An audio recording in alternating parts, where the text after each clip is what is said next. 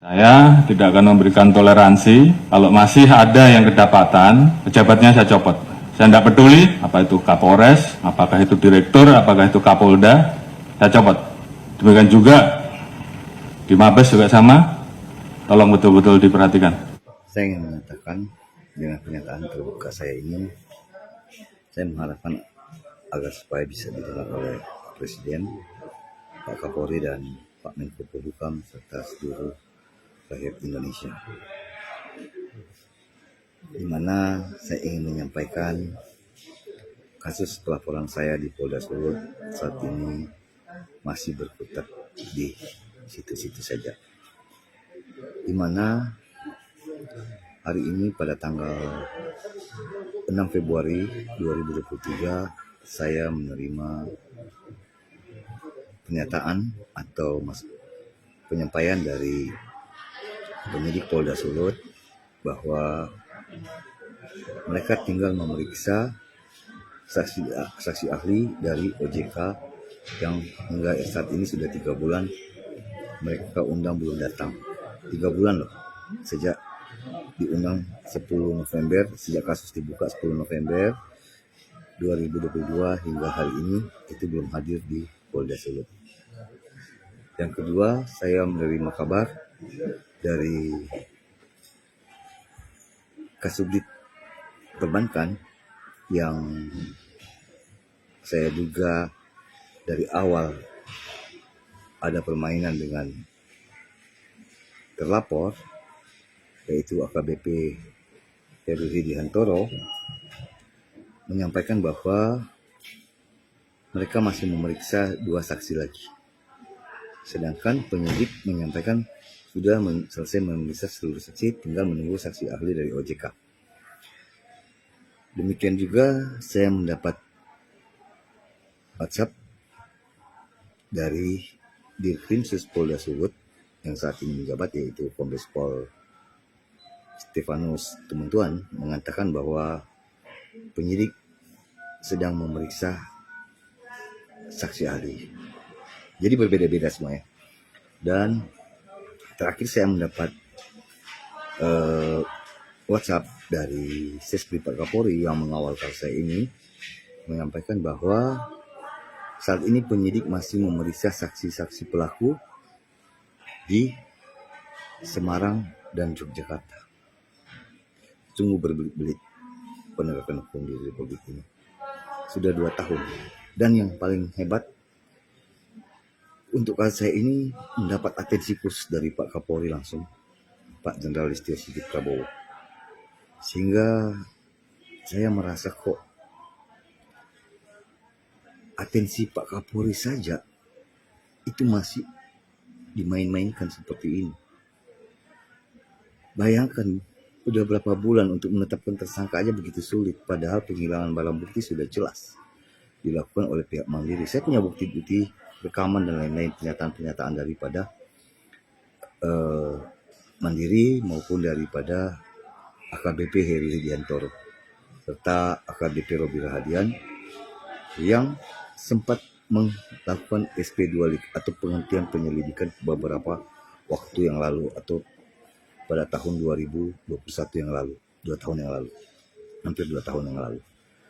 Sehingga saya merasa saya teringat akan cerita dari Bang Haris Ashar yang mengatakan bahwa polisi itu bekerja dengan 3 hal, yaitu yang pertama adanya atensi, kedua adanya viral, ketiga karena uang. Nah, di sini saya melihat bahwa atensi dan viral belum cukup, karena bisa kita buktikan hingga detik ini kasus saya masih berkutat di pemeriksaan saksi-saksi setelah mendapat atensi khusus dari Pak Kapolri dan kasus dibuka kembali pada bulan Oktober 2022. Oleh karena itu, saya mengharapkan ada tindakan tegas dari Pak Kapolri. Ya, saya juga berterima kasih pada saat kepemimpinan Pak Dirkrimsus yang lalu dipimpin oleh Kombes Pol Nasriadi SIK, kasus saya sempat terang benderang dan saya merasa optimis pada saat itu kasus saya akan segera terungkap. Namun berjalannya waktu, Pak Kombes Pol Mas Triadi dipindah tugaskan ke Polda Kepulauan Riau.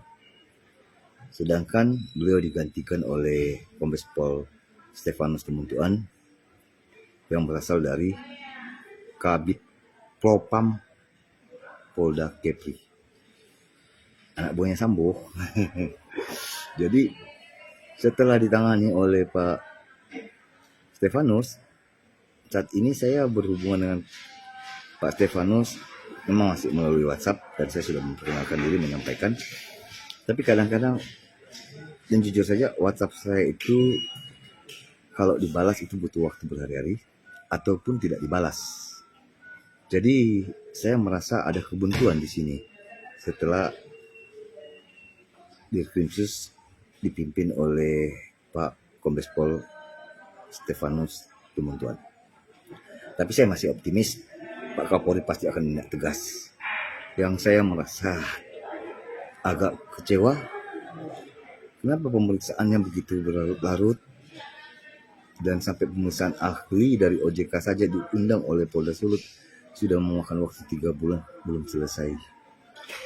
Di mana ketegasan Pak Kapolri? Disinilah kita akan sebagai masyarakat Indonesia akan melihat bahwa ada apa dengan institusi kepolisian.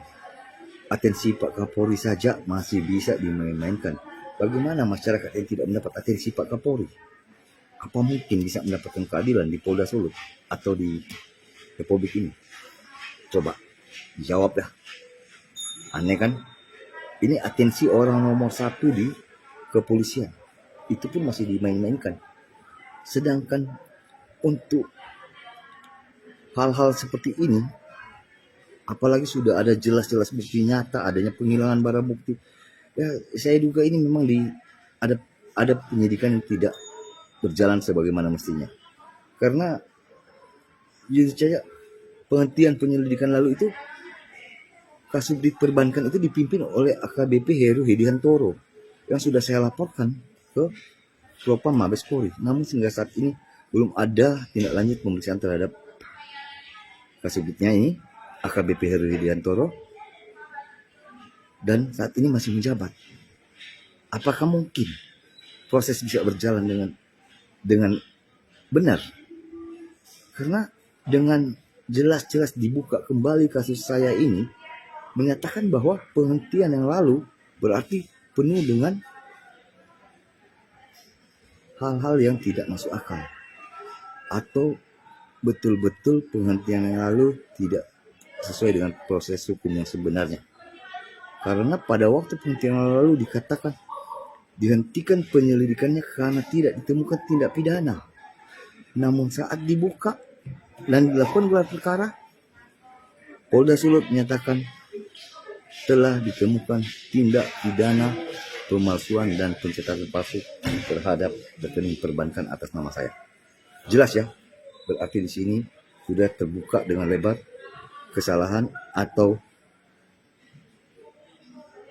penyidikan yang tidak profesional yang dilakukan oleh Kasubdit Perbankan AKBP Heru Hediantoro. Oleh karena itu saya memohon kepada Pak Kapolri, memohon kepada Pak Kadif Propam agar supaya institusi Polri tetap berjalan dengan baik, mengembalikan nama baik institusi agar segera menyelesaikan masalah saya sehingga hal ini bisa disaksikan oleh masyarakat Indonesia secara keseluruhan bahwa benar-benar Polri bekerja profesional. Dan tidak lupa juga agar supaya segera memeriksa Kasubdit Perbankan AKBP Heru Hediantoro yang sudah saya laporkan di Mabes Polri di Propam Mabes Polri. Oke, terima kasih. Salam anak rantau.